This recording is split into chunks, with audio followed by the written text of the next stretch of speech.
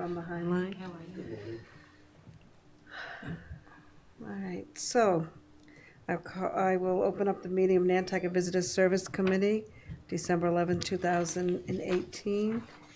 This meeting is audio-video recorded, and I will ask for approval of minutes from November 13th. So moved. Second? All in favor?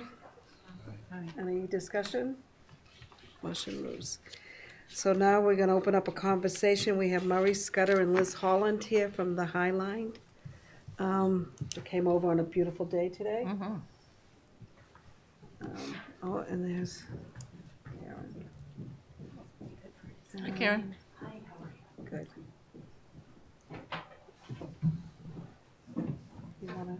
So generally what we've done with these conversations is just, find out what's going on with you all. Sometimes committee members have questions or suggestions or thoughts about what's going on. Why don't we start with the new boat? It's been in service, what, a year and a half? Over 2 years now. 2 years now. Yes. Yeah. Yeah, began just about Labor Day of 16, 4 months after it was supposed to be in service. But that was how quickly we forget the pain of that. That was quite a summer for us, and improvising schedules and changing fleets and doing all kinds of things. But yeah, it started and hasn't stopped really since. But we've got a nice mix going back and forth now. For years, when we began high-speed service, we only had the one vessel, so it was very difficult. We did an amazing job with continuity of service, but now that we have multiple vessels, it's nice to mix and match and get different vessels and give them a little rest at times during the winter time. So right now, they're actually Gray Lady. We don't say three officially, but the third generation Gray Lady is in service for right now, while we do a few things to the four, and that'll be back in service after the first of the year. Great. And how's the red seat thing working out? It's been working out great from our standpoint. I know there's differences of thoughts on the whole concept, but what we really did wanted to try to do with that was provide people an opportunity. It's almost like a little boat within a boat, so that if you don't, want to have to necessarily queue and wait in line with 360 or 60 or 70 other people, you're going to have, or show up really early to get in line to make sure you get a particular seat. You always can get one of those seats. And what we kind of did as it evolved in last year, and actually pretty much quickly out of the gate, tried to figure out a way of putting a real positive spin on it, and so that we've been able to, in the off season, provide very reasonable abilities to upgrade, and those monies going towards for the island and charitable situations on the island. So it's worked out very well, and with the help of everybody on the island traveling, been able to give back quite a bit of resources to the island. Cool. That goes to the community foundation, doesn't it? Yes. Yeah. Yeah. Yeah. Could I just ask a question? So this is kind of it's a variant of an upgrade to a first-class seat where you might pay some more, but instead of going to the airline says, we're going to donate it to this great destination you're going to. That sounds to me like a really innovative marketing concept. And I wonder how much response are you getting to that option, and how do you present it to consumers? Well, it is very popular. Now, it's more popular in the in season than it is in Right. the off season. I would expect that. And different traveler, different demographic. Yeah. And it's full all season long. Then in the off season, when it isn't as necessarily attractive an option, or not as regularly taken by the normal travelers and commuters and things, that's when the Red Seat program came into play, so that we could find a positive way of encouraging people to upgrade, take that service, and then those monies going towards, or giving back to the island community. So it's been very positive, both in season for the type of people, or not the type of people, but the traveler who wishes to use it, and then in the off season for those who it's an opportunity to give back. Can you give me just a ballpark idea of what kind of revenue do you get over the course of a 12-month period that goes into this charitable pot of money? I mean, just Yeah, it wasn't. That's my brother's area of. I mean, is it like thousands or tens of thousands or hundreds of thousands? I believe last year it was $20,000 Really? Went back over. Oh, I don't good. know for sure though, but Phil would know that. All right. Yeah. Well, that's nice bragging rights. That's a really interesting idea. That's for a $3 upgrade during the winter, and then people can upgrade in the summertime, but it has to be immediately the next boat, and then Yeah. it's $10, so I don't care what it is, but I really like the concept. it adds up. Yeah. How are you putting it out to the community that you guys are doing that? 'Cause I've never heard that that was the, the charitable contribution was being made with that. We have posters in the ticket office. Actually, I think maybe information on the boat. And it is sometimes, I think, in our advertising. It's not in our regular ad. Right, That we yeah. run every week with ATM, but And it is in the brochure too, I believe, Yes, which is yes. around, there is a section on it that mentions that option of the red seats, and that came up with because people said, what are you doing with these red seats? So that's Right, where yeah, that yeah, term yeah. came up, so. And honestly, before that, we'd had that first class concept. In '89, we built the Great Point, and we had a first class lounge in that. And of course, that concept didn't really fly for this, but we wanted to, have again, just an alternative for people who, there's a certain number of people that desire that type of service, and it's still a work in progress, but, and by word of mouth, of course. Right, yeah. Too, which on Nantucket sometimes works better than advertising. Yes, I was gonna say, to be honest, I can't tell you the number of times I have not looked at the walls in the ticket office. well, apparently we need to do a little better job of getting that word out. Both, Yes. that That's it's- great, that though. It's an option for the traveler. Yeah, you may want to include it in down on the docks, Mm-hmm. because I know a lot of people read down on the docks, because if you're going to Hyannis or here, or if you're involved in other nonprofits like we all are here, we want to make sure we're listed, down on, Yeah. I'm assuming, does D do that, or who does the, That would be more Betsy Rich, Okay. marketing. Yeah. because I think that's well done. I Yeah. think there's several nonprofits, and I'm sure have benefited from that. But you're saying at the point you're at now, if I understood you correctly, you're saying that no red seat goes unutilized on virtually no red seat goes unutilized. So you've already got your market responding, or do you still have a lot of empty Certain ones? trips, there are always busier trips than others. Yeah. But in season, it's a very busy service anyway. But in that portion of it, it is busy. There's room, but it's well written. Yeah. In the wintertime, with the upgrade, obviously, to the red seats, the huge part of it is you can pre-board. So you are in the Right. front of the line. Right. And that, I think, for the wintertime is probably what is actually filling the seats. Yeah. I mean, it is a nice part of the boat that people have more room and everything, but the ability to be able to pre-board and get on the boat first, I think really, and some people actually pay the upgrade, get on the boat, and they don't sit in there. They're just happy to be Yeah. able to get on the boat first. Just out of curiosity, what is the mechanism that exists at our end? You say it goes to charity. Who determines which charity? Is it at your end or is it at our end? And who in the Their town? end. Their end, yeah, conservation, yes. Who in Community Foundation. Oh, the community found it. Okay, I got you. All right. Goes to the Nantucket Fund, doesn't it? Of the Yes. community fund? Yeah. Goes to Okay. So Nantucket. yeah, it's a nice right. So it's Okay. a broad, Yeah. goes into that pool. Yeah. I think that at $3 an upgrade, every local, if they knew that it was where it was going toward, I mean, I would upgrade to the red seats if I knew that was the Right. case. People are pretty awesome that way here, Yeah. so I think if more people knew about it, I think you'd probably have a lot of action. And one more question, I guess, is how difficult is it to retrofit your existing configuration so that as you saturate the usage, you can say, well, we can add 10% more to the inventory by painting them red. Yeah, I think we would probably just likely find another way of giving back as Yeah, opposed to. I get you. It's been a challenge in there. I mean, even initially, perceptually, it was not by some particularly in the off season, embraced Yeah. as I'm not going to be up in the red seats. But Yeah. that's when we said, well, you know what? $3, why don't you take that, whatever you perceive as a reason why you wouldn't be, and give back to your island, you know? So I think that kind of diffused some of Yeah. that. It's inconsistent with our Quaker heritage, which I personally don't feel, but I have a question.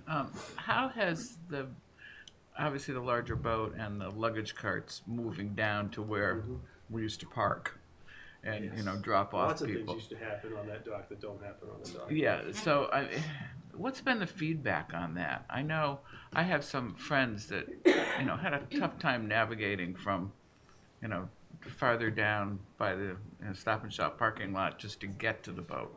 Is there any accommodation going to be made for people to drop off? Now, you're If, say, saying to you're get from wheelchair bound or on crutches or, yeah.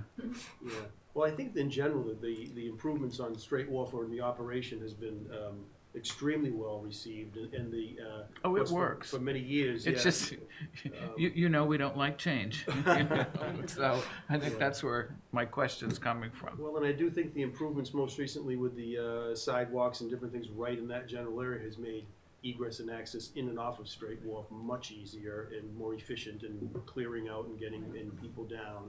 Well, it's easier to roll luggage now, that's for Yes, sure. That's yes. the It is a only- work in progress. Yes, and well, we are. Had a few little Yeah, and divots now there. we're getting things evened out. Is there still one spot available? Like for handicap parking or anything? There is not. Next to There, the there is no handicap drop-off, and actually, I had gone last month to find out about that. There's handicap parking up the street. There is no, I have a taxi business. There is no handicap drop-off, and that's been my, it's very, very difficult to drop off somebody, especially when they were working this last few weeks down there, dropping people off, can't get them, Right. can't pick them up. They are Really, almost nothing done was with done that. to accommodate that.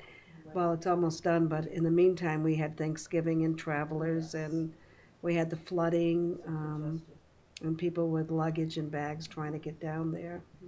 In the It wintertime, we do Uh, allow people to drive down right to where the baggage area is, and in a situation where there's somebody in a wheelchair or difficulty with mobility. In the summertime, it's just so congested that it's actually a safety issue I know, I to understand allow that. anybody on. And in the wintertime, you allow that? Because Uh, we've been told that. Yes, if there's somebody that has mobility issues, you can't go all the way down, but you Right. can you can get onto the wharf. You can't be at boat time, it can't be when Right. everybody's you Right. have to pick your time, but, we do, and, the gate is not, in the wintertime is not manned, so it may be closed, but if you can, reach the ticket office or, wave for one of the dock personnel, they can actually move, the cones that are there or open the gate. But it's not to be meant to be, traffic on and off all the time. But in special situations like that, in the wintertime, people do that. Cab drivers, the problem is that if once we open the gate for them Right. for that situation, then everybody thinks that they can come in, and it helps them. Well, it is a problem though, because in the wintertime, it is the only, gateway off the island if you're not Yes. flying, unless it's slow boat. On that, it is much better this year than it was last year with moving the luggage down to the bottom. It was taking a half hour for people to get off the boat, coming up to the taxis. It was horrible, actually. This year, there was a big improvement. So whatever you're doing seems to be working. Well, this I was the said my second whole year thing, of pardon me? having- This was the second year of having the buses Yeah. off of the waterfront, which was a big transition. There was a time 30 years ago when we had 8 buses lined up on the waterfront. Right. The Nantucket Island Tours is a sister company of Highline Sing, so that's worked out very well, and I think that's improved the flow, and I'm glad to hear that certainly moving the luggage all the way down and getting people, I think, cleared off of the water, Straight Wharf quicker is. And it really been very worked this fall too.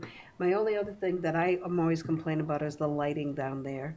it's constant. I constantly hear that from people Mhm. all year long. Summertime when it gets dark, if it's foggy, and certainly in the wintertime, that there's not enough lights down there and they can't see.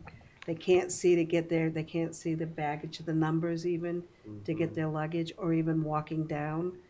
Um, they just don't feel like it's safe. It's constant. We're working Um, on, actually, we put up but I some don't- solar lighting, Okay. on the gangway, and we're working on something that is feasible, but that's gonna actually make a difference. Actually clips that go onto the luggage carts, but, you know, Straight Wharf is private property, and Right. so we do have to work with NIR with that in terms of, and also the town, because sometimes, you know, lighting is Mhm. not that, you know. So for more Attractive. lighting down there would be NIR, do you think? More Yeah, we than, work pretty closely Combination. with NIA, have to, I mean, and there are a lot of tenants on that waterfront area, of which we're one of them, but they're very good to work with, and they work with us in trying to help in those areas, but we would, I'm hearing those comments, and I know there is, particularly across, we've done a pretty good job of lighting the outbound luggage area, but the inbound area is where I think there's still Yeah. improvements to be Yes. made, but, and then in season, you have to be careful on lights and which direction they're shining and how they're directed and things, cause you get a lot of comments, and we like to try to be a good neighbor to all the other, boat owners and businesses on the waterfront too, and not try to, be too, dominant on the waterfront there. and the only other good things that I keep hearing is how accommodating you are to the Islanders and the sports teams especially, Mhm. and adjusting your schedules. I hear that all the time, so you should know that. Thank No, you. thank you, yeah. Thank you. And that's another reason to upgrade when you're on a boat with all the sports teams. Yeah. Because you know they're not gonna be there. My grandchildren included. Yes. Do you mind explaining how it works with the sports teams and in terms of like monetarily, how they're able to go over Sure. so often and how it works? Yeah, we work actually both ourselves and Steam have the same program, and I believe it's $7 per leg for a youth or sports team. And are they exempt from embarkation fee? I'm not sure if they I are or don't think not, they but I are. don't think I think you have to add the embarkation fee on that also, but, we both take, our schedule lines up, and of course, we're the only ones going in the winter, in terms of the high-speed ferry, so, but in season, gosh, I think we probably took 40 to 50,000 youth and sports teams, passengers back and forth, so it's really been an amazing, the island is definitely just, Nantucket is like Yarmouth now, really, in terms of, it's just another, I try to tell a town of Barnstable, it's really just another neighboring town, because the high-speed ferry has connected all of the youth and sports teams and everything, very efficiently and well, so, we're happy to provide that service, and it is a big part of island life, that's for sure. And how does it work? My daughter is not that age yet, but how does it work for the team and the parents and the school? How does a kid get on the boat? Like, is it part of their? So they usually go on the 125 boat No, Right, meaning or that? meaning It's this contract with the with the school. it's a Yeah. contract with the school. Right? Okay. Yes. And Yeah. so Sports. the parents Yes. probably it's part of their fee for the. It's also in the, what do you mean, part of the, Is it part of Fee. like their sport fee? In order to play the sport, do they have to participate a certain amount? The parents, or is that No. all the school? The parents, that's a separate thing. That's Okay. separate. And that's, why we have, the school? the resident or the islander special rate. Yep. It used to be same-day travel, okay, which is 54. Right. And so now we've changed it to be, the islander, resident rate. Yep. Which is, you don't have to come back the Don't same have to day. come back. It's Right, open, it's right. open-ended. I mean, you have to make a delineation when you're coming back, Mm-hmm. but it's round trip, but it could be tomorrow, it could be next month, it could be whatever, and that, is to help everyone from the island a little bit more in terms of little ease of travel, but that's how the parents Okay. would do it. Gotcha. So, but it's inclusive of the team members. Yep. And the coaches. Right. Is that cheaper than the commuter book, the Islander rate? By $1. By $1. And if you're a senior, That's How old do you have to be the a senior? best. 65. Don't push it. Yeah. Pluses and minuses of that. It works. One other question, I'm just curious, with the increase in all the flights now, do you see that impacting you, or is that just bringing us folks from different areas that likely would normally not take the ferry anyway? We haven't seen anything appreciably change. It's usually one of those things, though, over time that it would take a little bit of while in the history to see any really meaningful change. But I wouldn't think it would be that meaningful at this point. Okay. No, it's actually, depending upon the weather, when we have bad weather, I prefer them to have more flights. Right. Which unfortunately there are more, in the summertime, it's not the time of year when we really need them, because I would be immediately on the phone to them. If somebody has an emergency or they have something going on, they really have to get off and we're canceled. Right. So that I can kind of set them up, so, we try to work as a unified front in getting people where they need to go. And I would imagine on the flip side, again, when the airport's fogged in, you would see them increase in ridership. We do, Yeah. we definitely, Yeah, you used to really see that more when there was a greater balance of service between the airlines, Yes. and you'd see that a lot. Fog, ferries get inundated per pilots, se.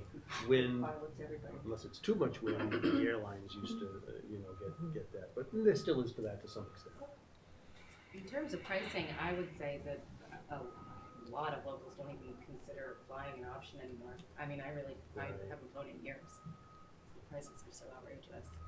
Yeah, there was for many, many years, in fact, from the inception of the high speed, it was very close. There was, and then Yeah. just, a natural, just kind of evolved, and it became less cost effective.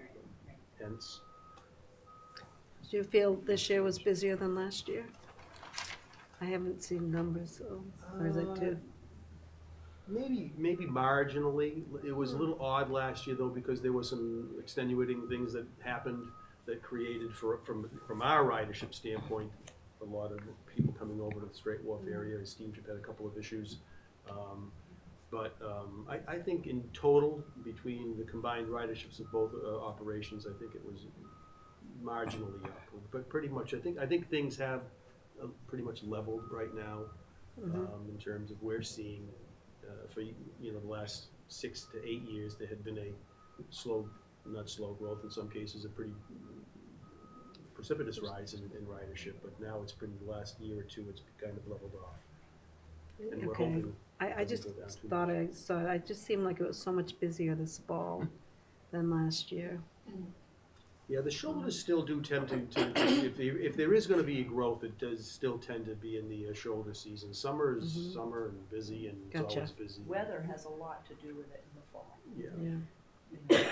With people coming over for the day, or people, coming for weekends, it really, I think makes a big difference. If we have good weather, then people will come.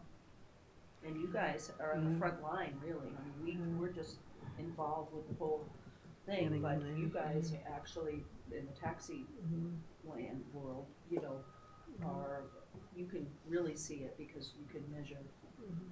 Yes, I have a question. Ridership. Is there anything from your traveler's perspective that we could do on our side better? I mean, are they looking for specific information that they need when they get off and they go to the kiosk down there? Or is it something that we could give them in advance? Or, I know your ticket office does a great job and, on the other side. But I don't know if there's been anything like, I wish I had this on my hour boat ride.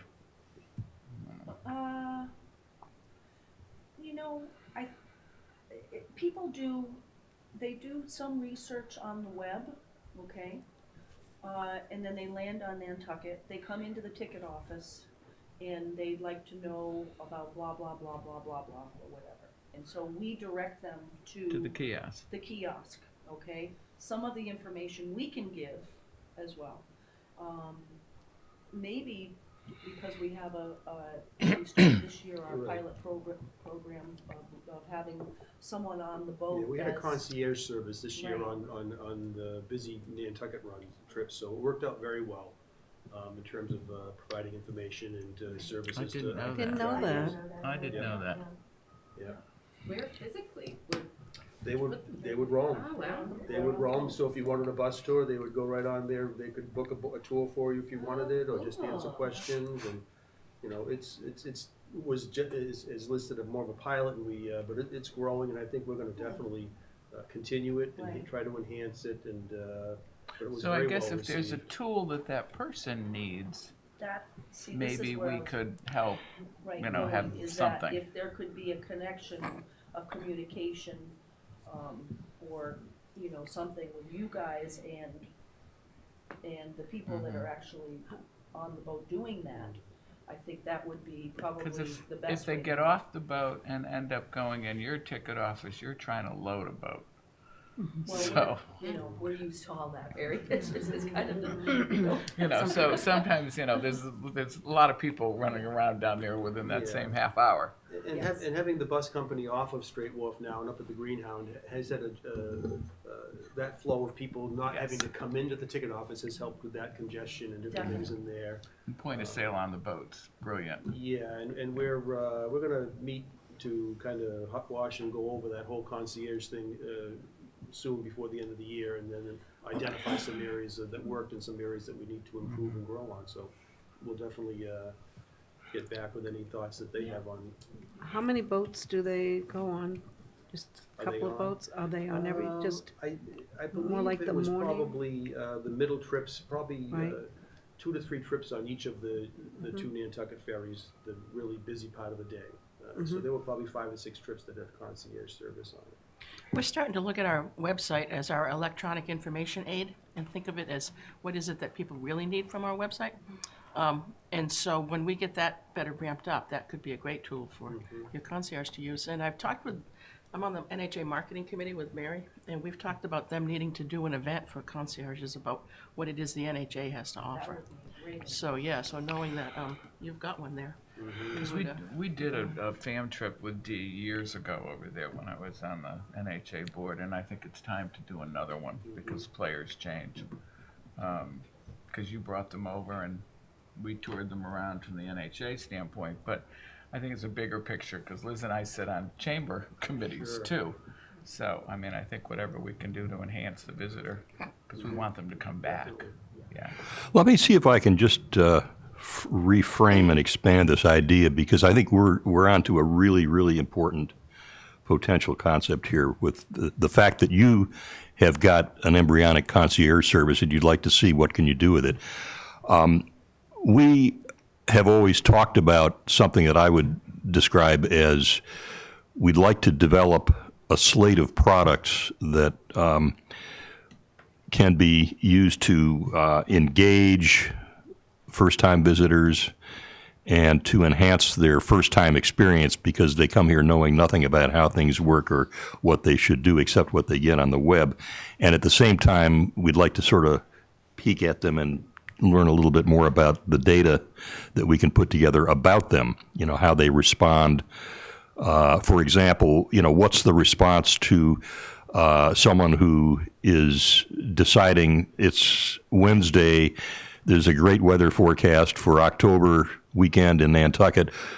Why don't we just go to Nantucket this weekend? So they make a last-minute decision as opposed to a decision a week or two ago, we're going to go to Nantucket. People do that. Yeah, and I wonder if, you can probably detect that in the timing of the sale. But we've talked about trying to put together something, just to give you an example, for the first-time visitor who says, there's so many different things that I want to see in that historic district, and, I get off and I have to start asking questions of whoever I can be referred to. If we could have a product that your concierge could say, here it is.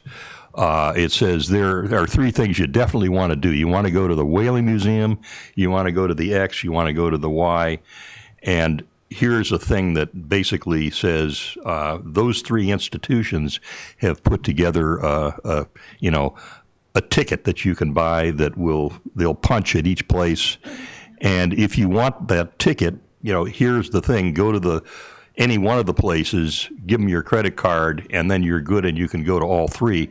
You get them all primed to do that before they're off the boat. In other words, we see the 1 hour time frame when people are relaxed and are finally thinking about what they want to do as a real opportunity to give them products, a selection of products that they might be interested in. We haven't developed them yet, but we have the concepts. And I think we'd always thought, well, how could we get them into the people's hands? Now you've got a concierge who's going to be going by and say, what did you want to do? And can answer and essentially could be our advocate on the boat for that 1 hour.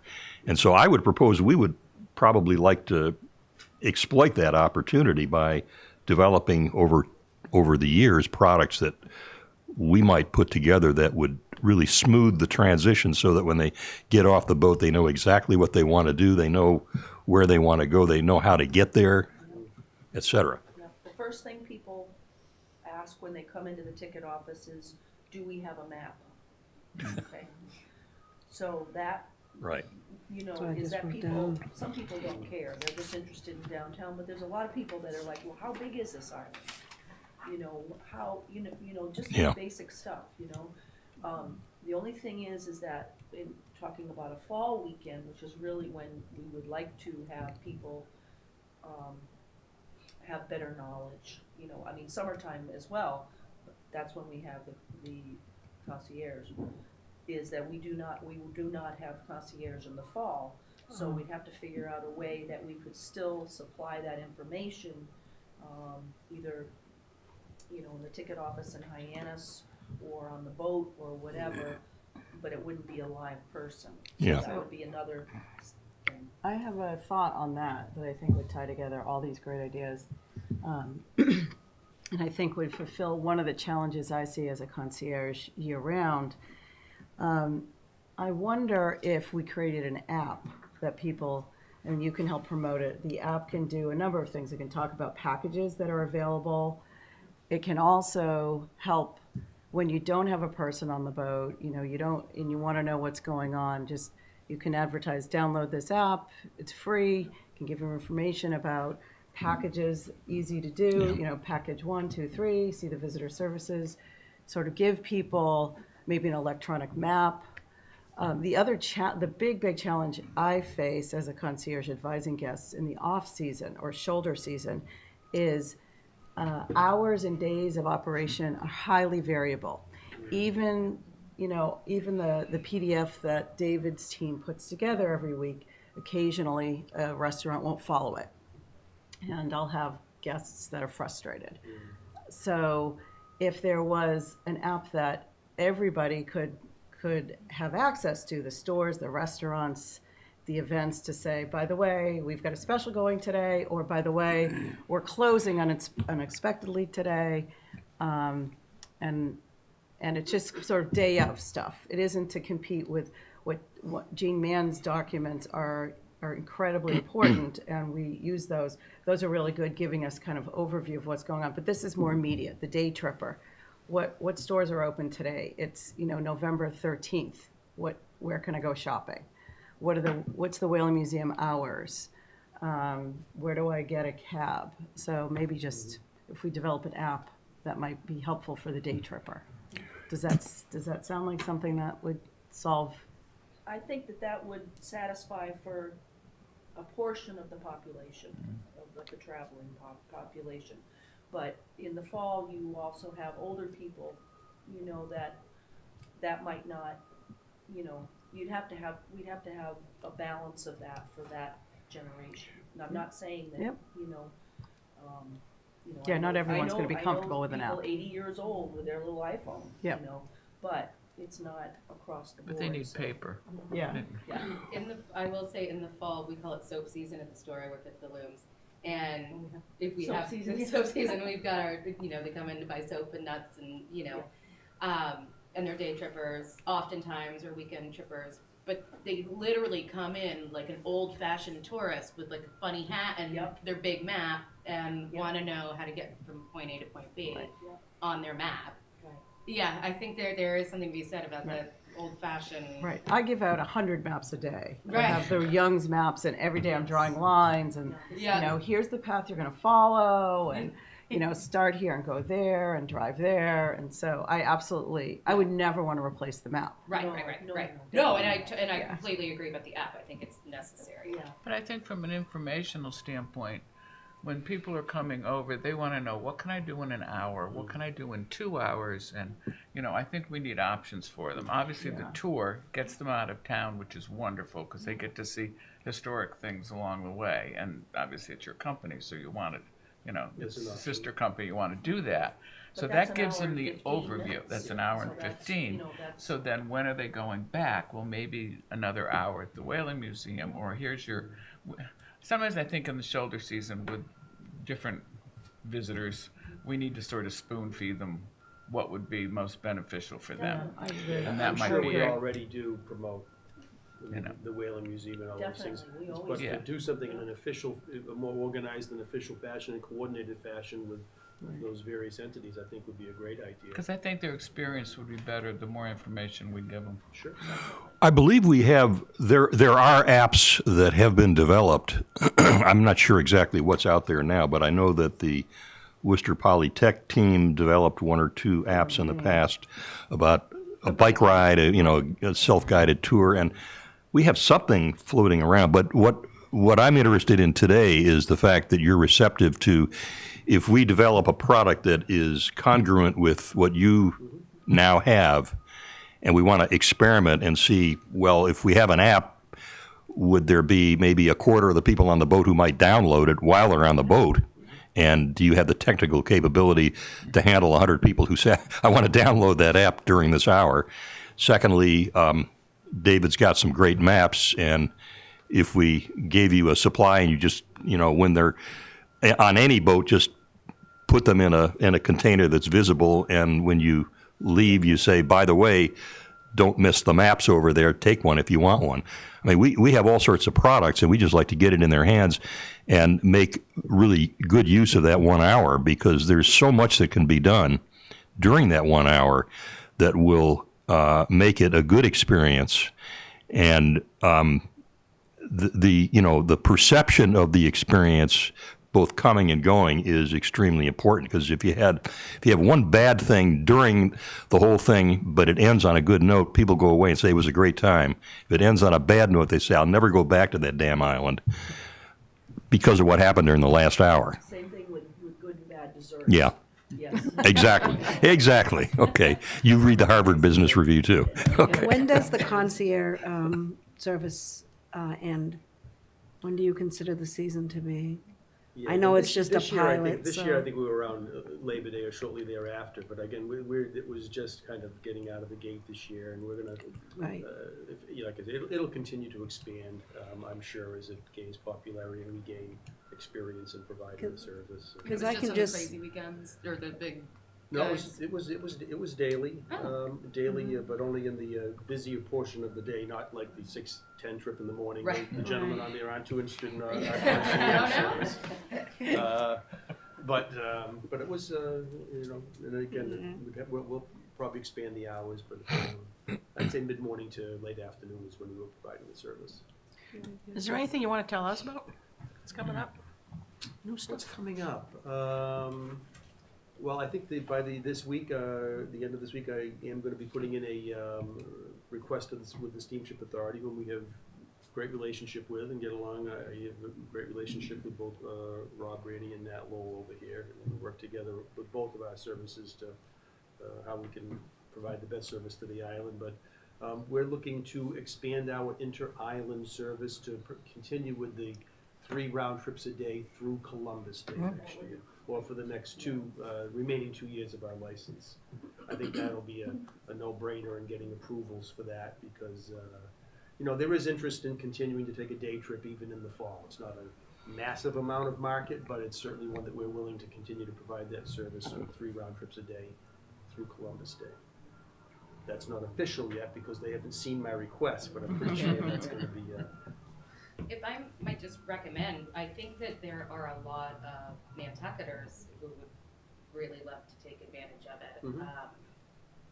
not just people Particularly as visiting. things slow down for them, they're now out of Right. maybe their busiest. Right, I Right. mean, Stuff. you know, so many people say, oh my God, you know, I've never even been to the vineyard. I mean, Right. and would probably love to pop over for a Oh, good. day, or, you know, Mhm. maybe it might be worth considering a tiny bit of an island discount for We inter actually island. do have. You You already- do? You already Yep. have the island right there. And we're, Just- and we are, in terms of the chambers, we are trying to work more closely with the vineyard Mhm. and, you know, just everybody market together Mhm. to a certain degree, because it just makes sense. You know, it occurs to me that what we have here is an opportunity working with you to experiment and pilot test a lot of things that would be perhaps a little more difficult to experiment and pilot test with the Steamship Authority. But once we showed that we came up with some winners that really worked, that were beneficial for both parties, we could say, well, we got it going in half of the half of the ferries, but now we want to take the model and transfer it to the Steamship Authority, and this is how it works. We've gotten out all the, the ripples, and why don't you adopt it? I'm thinking about, if we come up with these products and we show that they work and that they're providing a benefit, to both parties, that we can then transfer that to the steamship, and just say all you need to do is take the same idea and adopt it or implement it without having to go through what might be a much bigger bureaucracy. So I would suggest that we have a real opportunity here, and it's kind of the ball's in our court to kind of come up with ideas and say, would you try this out and see if it works, and if it doesn't, just pull it. Maybe it works with the concierge. Maybe it's something you just have to provide the product and tell them when they leave, pick up a copy. But it's in our hands to put the product together with our institutions. We're happy to work with you in any way Good. we can. Customer experience Yeah. is why we're here. May I ask a Great. question? How do you segment Thank you. your audience? So do you do a lot of research, or can you sit there and say, on average, again, like that 6:15 in the morning boat typically would be workers, whereas an 8 a.m. boat would typically be a day tripper? Because I think part of what we might want to think about here is, rather than just broad-based trying to help people, there might be certain segments. Somebody who's going to be here for 3 or 4 days is going to have some different needs than somebody who's going to come to work for 5 hours. But I don't know what kind of research you do in your audience. Well, certainly the demographic of the travel has changed quite a bit in the last 20, 30 years, even 10 years. But still, the heaviest day trips are obviously the mid-morning departures off the mainland over to the island, and the late afternoon, early evening departures back to the mainland. But the system has become so heavily utilized by all segments of the market. The traveler has changed dramatically. We take there's more passages each year than there used to be, but there's a lot fewer day trippers Oh, okay. each year. So you'll see numbers coming to the island growing, but it's not visitors to the island that are growing. We see that dramatically in our operation, whether it be the tour buses or even there's a lot fewer visitors, day trip, particularly visitors to the island than there were 20 years ago. Interesting. But you wouldn't see it by looking at ferry numbers, because you see all these ferry numbers growing, but it's the connectivity of the high-speed ferries making it all of you folks and everybody else that are going back and forth to the mainland all the time. If you set it up right, the customer becomes his or her own best source of information. I've seen this happen when if you say, I'm taking Iceland Air to Europe and I'm going to stop in Reykjavik, they'll say, well, you're going to stop for 6 hours, 12 hours, 24 hours, 2 days, a week, and they just have, essentially a different electronic brochure for each duration of stay, and they say, these are the things you want to do while you're here for a day. And that's an easy thing to put together. Just say the 3 things you want to do if you're just here for the day. Coming from Australia, let's say I want to go see Nantucket, then I'm going to go to the vineyard. You want to hit the whaling museum, the this, and then you're on your way rushing through that and you're off to your next destination. And people just pick up that brochure if you market it that way, if we market it that way. Yeah, and I'm, oh, go ahead. Have you seen a drop in leisure traveler groups? You know, ABA groups and stuff like that? Or is that maintained? I mean, we see an awful lot of people with name tags. Yeah, I So don't. Yeah, we right. think I we think think that's it's been pretty consistent. I still think it's a attractive destination for sure. It's cyclical, you know, regions become cyclical, but I think it's still a pretty strong market. yeah. I'm glad to hear about the trips to the vineyard. A lot of first of all, a lot of Nantucket people go to bowl over on the vineyard, even though there's now a bowling alley on the Cape. So they were very upset that the the boats had Yeah. stopped going to the vineyard. Secondly, a lot of people flew in this summer and then took the boat to the vineyard. Okay. So they would take JetBlue. I can't tell you how many people. It Yeah. became at noontime running and trying to beat the traffic down, get them down to the boat to go to the vineyard because it was easier to do that. Yep. Fly Get into in more. Nantucket, Yes. and then I was aware of that. so that's a market that Yeah. I just totally forgot about it, but it was like almost daily. Plus, I think So- the timing is crucial. I mean, if you leave here a certain time, you have to either hop on a boat to come right back that same day. So I think a longer duration and adding an Right, extra by boat having would the extra certainly help that, service, yeah. because then we might get people from the vineyard that'll want to come Well, here. then they did do the return, and many of Yeah. them did the return, took the boat back over, and I picked them up and brought them back to the airport, and Yeah, I was aware of that. so. You know, if the weather is amazing in the summer and people come for a month or 2 weeks or a week, you know, people get, believe it or not, tired of the beach. And so they're looking for different things to do, Always you wanted know? a vineyard. And that's why I think, having the trips to the vineyard we've seen a lot of, a lot more interest in that, So anyway, I'm happy that we can do that and The provide it. expanded schedule will help. Everybody Some gets days we'd like to get away for a day too, That's right. in August. Have some good Chinese food, right? Yeah. Anybody have any other questions or comments, or do you have questions or comments for us? No? I'm glad the weather was good and you were able to come over this Yes, me today. too, yeah. I'm a landlubber, I don't like those rough seas, even though I was a captain many, many, many years ago. Well, we thank you for your service, for sure. Well, you're welcome. We're happy to- It is our bridge to the mainland. Most certainly. So, anything else? Great, No? thank you. Thank you. Thank you. Yeah. You're welcome to stay, but you don't need to. You can just go and hop out. We Yeah. have our own meeting. Yeah, so- She's got a list of Thank things you. for me to All address. right. Sure. Thank you you very both. much, Thank everyone. you. Good to see you, Mary. At the docks then. Have a nice day. Thank you. Bye-bye. Bye, thank you, everybody. Thank you. So now we will go to director's update unless anybody has any. It's 10 minutes of 9. Great. I've just got some really great news. The expense increase request that I put in for 2 downtown water fountains outside, 10 new bike racks to create a bike parking lot, and an electric car were all approved. Yay. No way. I was astonished. The electric car in what? We're gonna have an electric car, we're gonna wrap Right. it so it looks like a cottage. Right. We still gotta go through some process to procure it and probably involve a grant, but they approved all 3 requests and, cause I walked out of my budget meeting with Libby in October thinking that ain't gonna happen. But I was at a budget meeting yesterday and they all made it, so. Cause part of the water fountain thing is to have people have refillable water bottles in anticipation of the 2020 ban. And we have David and I put together a list of where you can fill your water bottle inside, but it occurred to us that that's not really helpful after 5 o'clock in a lot of places.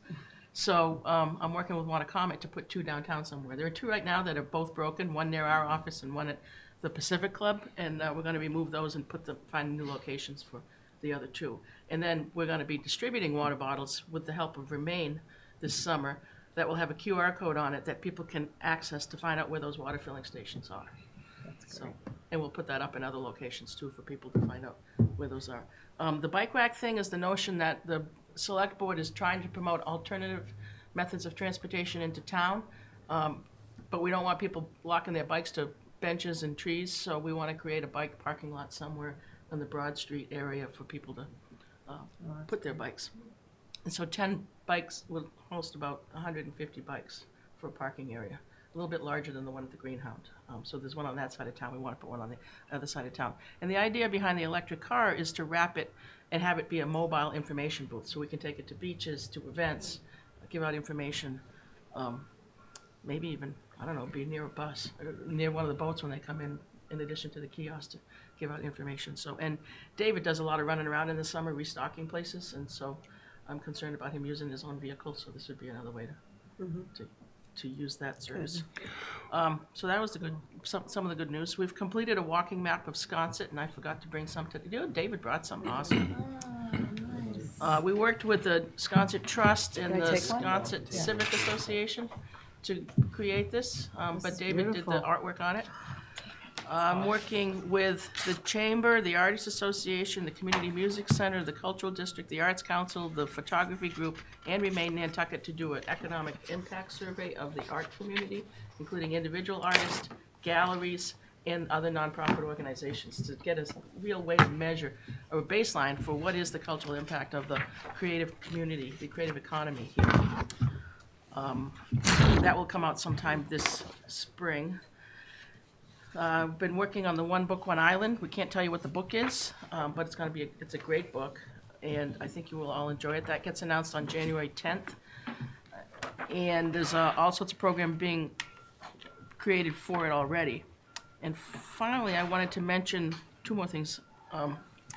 We're developing a winter guide to put on our website for visitors and residents about things that you can do here in the winter. And I wrote a narrative for it, and it's like, we've already got like 30 links of things that are already going on for people to connect to. So David will be putting that up before the end of the month, and making live links happen. It includes like links to the trustees of reservations, because sometimes she'll take a tour out to go on a snowy owl hunt. Nice. Or the Mariah Mitchell has Saturday programs, and of course the NHA will be open this winter too.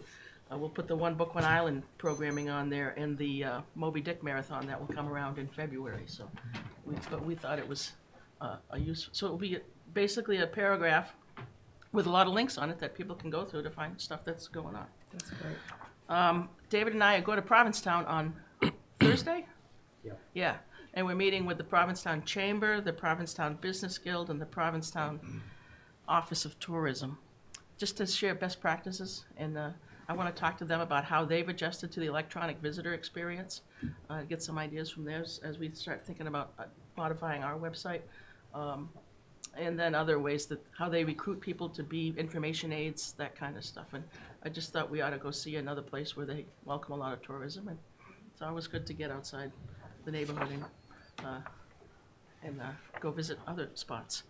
I did want to bring up that we're not doing the Tour of Lights this year, and that's because we wanted to do an assessment of it. The Tour of Lights has been going on since about 2004.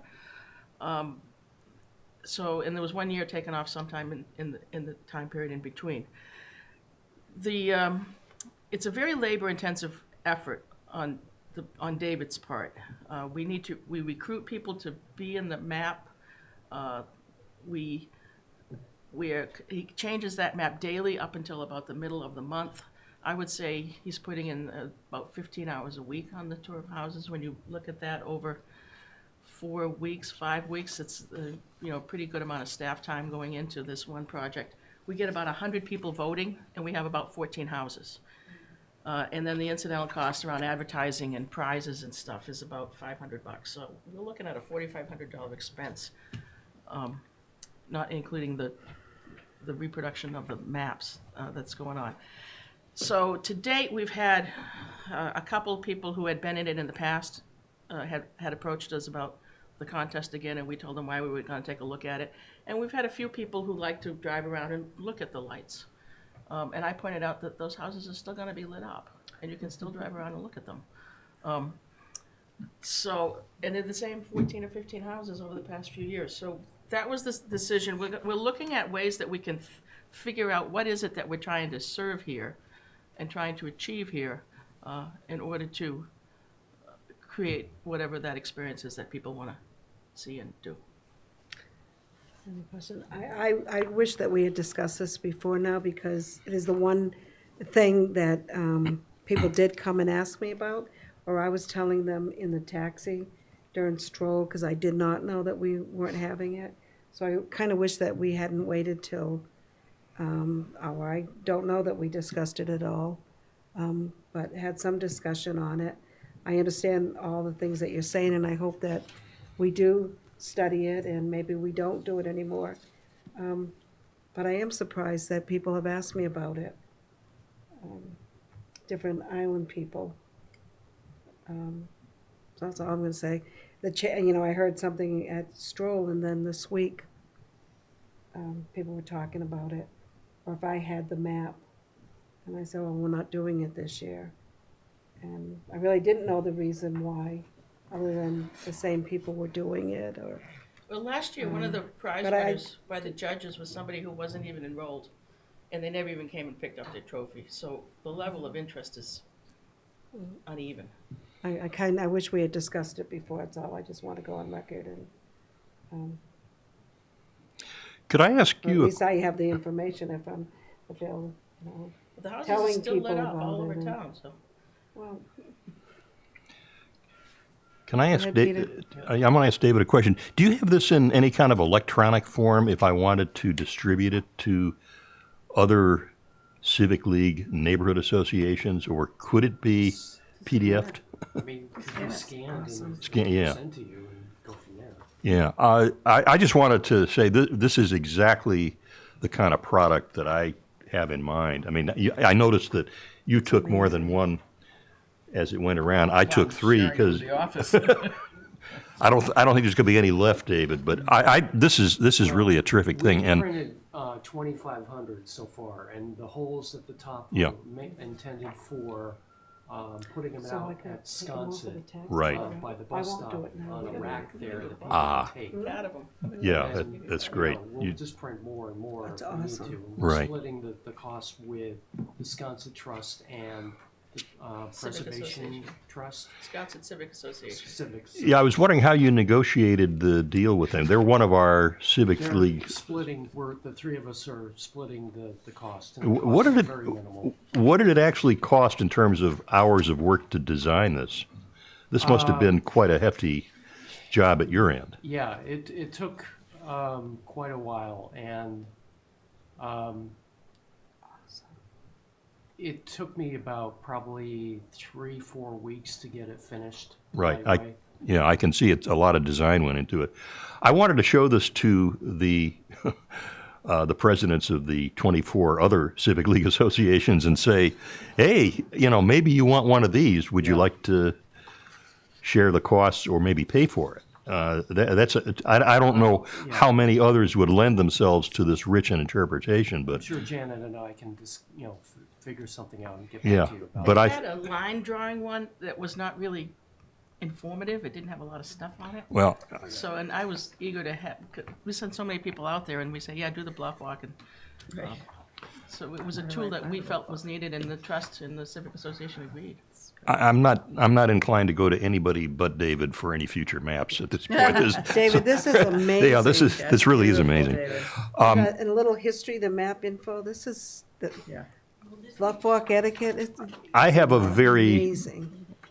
kind of modest scanner. And if you could give me a high quality image of this, both sides, I would like to, bring it up at our Civic League meeting with our presidents and say, hey, If that's okay with Janet? Yeah. yeah, I mean, I think this is a model that could be followed by 3 or 4 of our associations, and I have no doubt that they would probably foot the whole bill for it.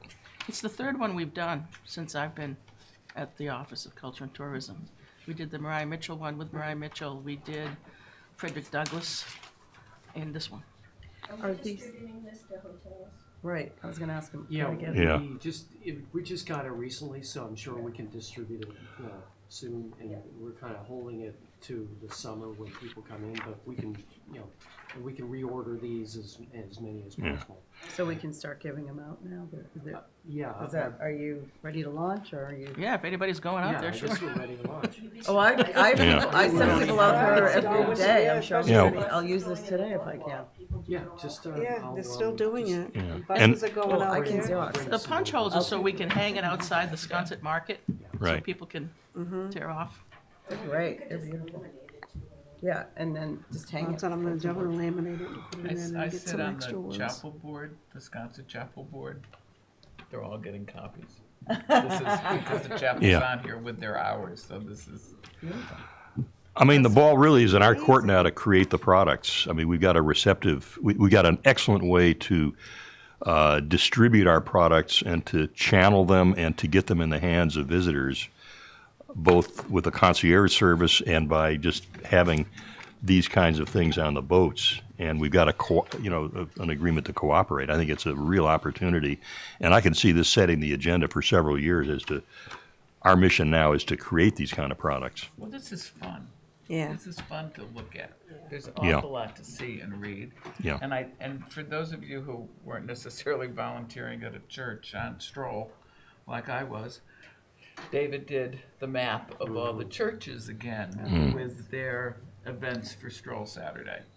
And we gave out quite a few at St. Mary's, and we had it posted, and people loved it. I had some in the Again, taxi. so thank yeah. you, David. That's the I meant to second bring- year I think Yeah. you've done that. Yeah, it is. Yeah. I was gonna But it bring looked that just up. like this, so it was fun. Yeah, Thanks. awesome. Janet, anything else? Not for me, Well, thanks. thank you for the, I'm so glad everything passed the budget. Yeah. I see you and David tooting around in that little car. Anybody, any questions for Janet before we go into David? Okay. David? Okay, I've included the November stats for the office, and it's pretty straightforward. We're in the off-season now, so things are kind of slowing down. I do want to point out that about in that Thursday and Friday of the 29th and 30th of November, that's where we get a pickup or increase in visitors with Christmas stroll being so early this year. I think we had something around 177 people in the office on Friday because they were selling the house tour tickets there. And we had a large number of people the day before as well. The other thing I wanted to point out were the electronic downloads of the travel and lodging brochure.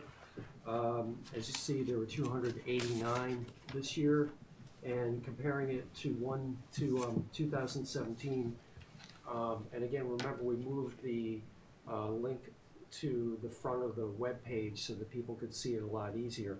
Last year was 136 at this time, so that's quite more than double than what it was last Do year. you think some of that was because of early stroll too? Yeah. Yeah. So, anybody have any questions on these? Okay. The other thing is that now we're transitioning into our winter That's what I was gonna ask you. hours. We're open now Monday through Friday, 9 to 5. We were open last Saturday, and the plan is at this point is to, on Friday when we close, to put stuff in the drop box outside the office, such as what restaurants are open and maps and guidebooks to have for people, plus a little note saying if anybody needs any assistance, they can go to the Greenhound office, which is open 11 to 5 every day, or 11 to 6. So people can go down there if they need it. But otherwise, we'll keep track of that and see what's going on. But I think we're going to be, we are going to be having a great winter and getting things done, and so we're looking forward to great 2019. We're working on another initiative too, over the course of the spring called Ask an Islander, where someone can type in a question to the website, and we're gonna get a team of people who will respond to it. So like birding, I'm gonna recruit Ken Blackshaw to answer birding questions, Harvey Young on bikes, that kind of stuff. Foodies, so we're putting together a list of topics and then trying to recruit people for it. And we've gotta figure out the technology for it, but, I think it will be a fun feature. The easiest thing is That's really a awesome. Facebook page. Pardon? The easiest way is a Facebook page. Yeah. Well, we have a Facebook page now, but you mean to do a Just separate one? specifically for that. Yeah. There's a bunch of those that opened in the last year or two. Uh-huh. It doesn't- Cool. It's a great It idea. costs nothing. Yeah. Are you getting any questions about New Year's in the office or Martin Luther King weekend? The thing is that with New Year's, this is what I caution people is like it's not New York or Boston. There are a handful of things going on, such as the events at the Nantucket Hotel with the ball, and other restaurants having late dinners and music. But for the most part, it's not like what it was 10 years ago when there were a lot of activities going on. And I don't know if it's because it's still off season and there's always been weather issues in the past. Martin Luther King is a different story because that's now officially Ellen Hildebrand weekend, and we're tracking that in the office. Okay, that's what, thank The you. one thing is that Nantucket Hotel is sold out, and all the inns that are nearby are starting to feel the effects of filling up. So we actually, I'm glad you brought that up because we're actually going to be open that weekend. Thank you. We're going to be open all day Saturday and part of Sunday and all day Monday. Okay. And we're doing a special event over that weekend, and for anybody that has friends that are storekeepers, we were trying to consolidate the shopping at one time to make it easier on the guests that are coming and on the shops. So we're sending people into town on Saturday from 2 to 5:30 with a map of every store that's open that we have, and we've been reaching out to stores since the summer to try and get a list of who's going to be open when. And this goes back to my challenge with, Yeah. people's hours, especially in the shoulder and off seasons. And so if anybody hears of a store that hasn't spoken to us or whatever, we'd really love to include every store that thinks they'll be open so we can try and make it easier on the stores and make it easier on the guests to have a nice experience downtown or someplace else. Yeah. I guess that's it. Somebody said that everything's already been set in stone for the 4th of July. I know I'm going up ahead of time, but has that already been set? Yeah, the meetings? board did that in November. The Main Street and Children's Beach activities will be on the 4th, the fireworks will be on the 5th, with a rain date of the 6th. Main Street on the 4th. What time do you think we'll be able to get fireworks back on the 4th? Yes. I'm sorry, what was the question? Whether there's any chance we'll ever get fireworks That's, back to the 4th? yeah, that's all. Thank you. That's what I was And gonna it's say. still Think related yes? mostly to that beach party? Yeah, and officers' times, how many officers we have and how much time off they need. We were down like, what, 18? We're down by a lot right now, yeah. At least the fireworks this year would be a Friday, The 5th, yes. so that you've got That's, yes, Thursday. I mean, I think that helps for visitors. for visitors, not residents. So Thursday will be, probably just be visitors because, and then the fireworks on the 5th and the rain date on the 6th. It also means that you've got the potential for a huge long weekend, Mhm. because there are a lot of people that normally work on the 5th, but they probably won't this coming year, 'cause it's a Friday. So you think there is a potential for it to go back? Yeah, I think once the police department feels that they've got the party under control, this is only the 3rd year or so, and I think they need to do a run of 4 or 5 years to see how it's coming out. But the state police won't come over if the town doesn't do something, and I think the chief is still a little nervous about those events on the beach that are hard to maintain control. But they've come up with a lot of creative ways to stop people going to the beach with giant cases of beer and stuff, so they're getting better at that part of the work. So yeah, I mean, that's the target. It's just a matter of when we're gonna have the resources to be able to do it. Anybody have anything else they want to ask or? We will not be having a meeting in January. Our leader is going to January 3rd. January 3rd. Yep. Okay. And we'll be having surgery, back surgery. Yeah. So we'll all have to bring meals over to you. Cat food. Yeah, I'm training the cats a little differently. They're eating up on a higher level now. It took them 3 weeks to figure it out. I don't have the brightest cat chandelier. It's like 4 watts. So then we'll see about February. Yeah. I should be talking to David halfway through the month or so about what will be going on and stuff. Is it? A motion to adjourn? So, second. All approved. Thank you. Thank you. David, this is amazing.